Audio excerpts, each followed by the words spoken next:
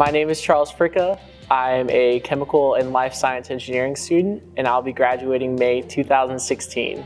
The best way of looking at internship is looking at it as a way to develop your skills, network, meet really cool people. Basically, whatever opportunities they hand you and you're able to get from that internship, that's really how you should rank them. Afton Chemical is an amazing company to work for.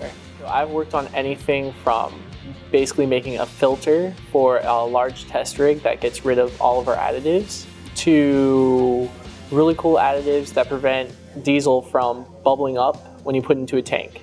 Currently, a project I'm working on is estimating viscosities of blends. And coming from an engineering background instead of a chemist background, I looked at it in a much more mathematical sense. And so we stepped outside the box, looked at all the experiments we were running to determine viscosity, and we figured out we could actually model everything using just an Excel workbook.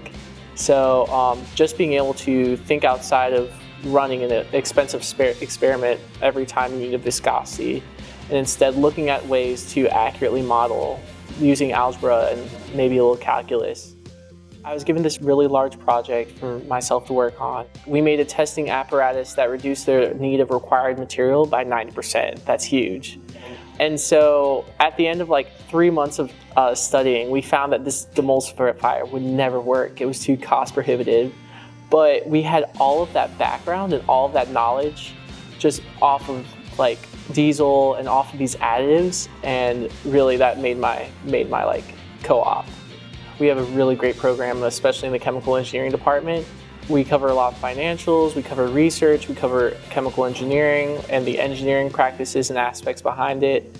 I really think our strength of curriculum, as well as just the networking opportunities that we have at this school, really prepared me for my internship.